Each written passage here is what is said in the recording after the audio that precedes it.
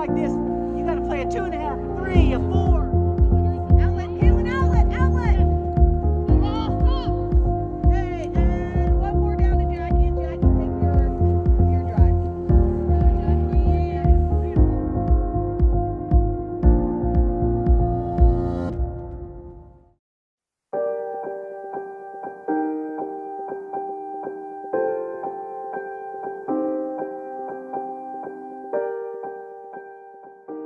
It wouldn't have taken us this long to get to this story and it be such a big story if it truly didn't matter about gender. It clearly does.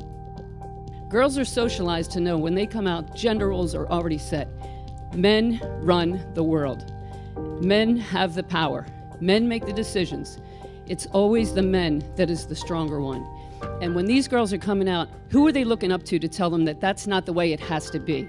I think what happens if women are only coached or predominantly coached by men is that they maybe don't dream as big as they could. So the more opportunities that young women have to see women in leadership positions, the bigger they can dream. And I think that's really where we need to make strides, is if you see women leading Division I college programs, then you think, I can do that. On our team of roughly 30 girls, how many want to coach for a living? How many want to coach for a living? And we asked about it. 1. We have 1 on our team that wants to do it as a career, maybe 2.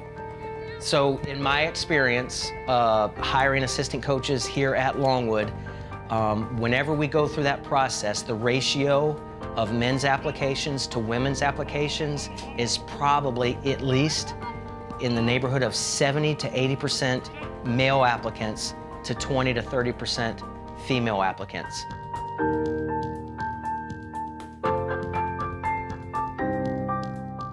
We only have 10% women athletic directors in Division I. People hire people who look like them, and that's the problem.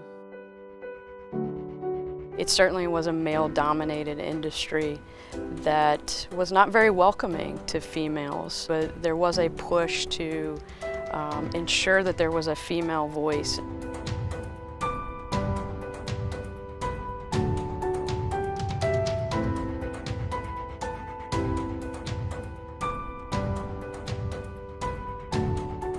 As things have gone along, it's become so much more competitive, and when it's more competitive, more time has to be spent. And so a female coach now has to decide, am I willing to give up some of those family dynamics where when it's having children, and how can I manage 2 careers at once, because that's really what it ends up being, and sometimes 3 when you count if they're in a relationship. Sometimes they're just willing to say, I'm not willing to sacrifice that area of my life and put it all into coaching. It's really hard to have a family, honestly. I don't know if that factors into some of the considerations for female coaching candidates. It's possible. I can do it. And I want to help other women see that they can find their way in college basketball and have a family. And there's a way to balance all of it.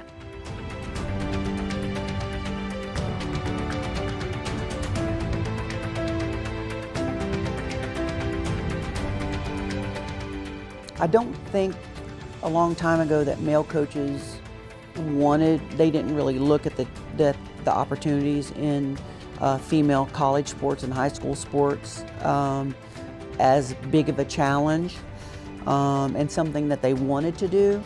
I think early on, you had a lot of men that wanted a career in coaching and couldn't get in on the men's side. Well, then all these opportunities open up in the women's athletic programs, and the coaches were like, well, if I can't do it there, I'll go do it there. Historically, there was a big shift. Prior to Title IX, women's basketball had a high majority of female coaches. And then once Title IX was introduced and both the sports programs elevated in their resources and staffing elevated, then more and more men were drawn to the profession because it was of higher pay and higher prestige. As coaches, we're really looking to bring a unit of people together with many differences and have them achieve at a high level.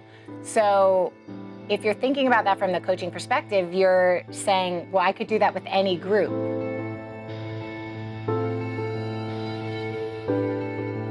I think it's just the similarities in that men are a little more matter-of-fact about things, and a little less emotional sometimes. Women are tied in a little bit more on a personal level. With women, you're dealing with the heart.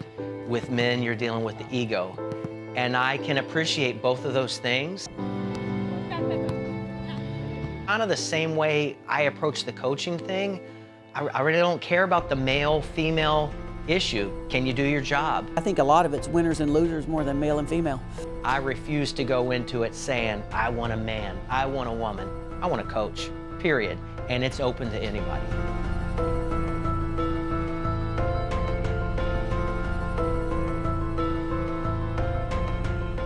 I think that you can be a great coach whether you're a male or a female. I absolutely believe that at my core.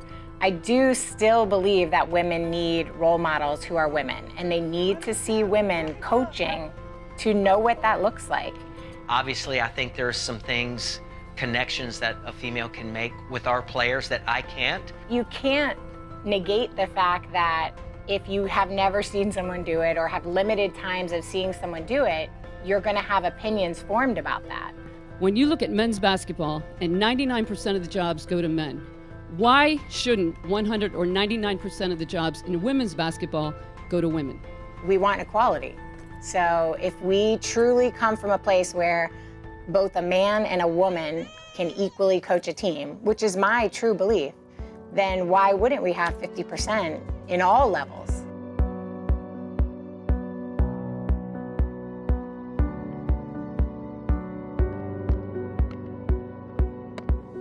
And I think women are consistently breaking barriers right now in every field, business, politics, athletics, and that the more we continue to do that, then young people won't limit themselves. I want all of my student athletes to say, I can get there one day if I want to. My mission is to continue to empower young women and help them dream big and help them see all that they can do in the world. And so college athletics is an incredible place to do that because each woman on your team is going to be pursuing a different dream. And our goal as a staff here is have them dream as big as possible and don't put up any barriers for themselves related to gender.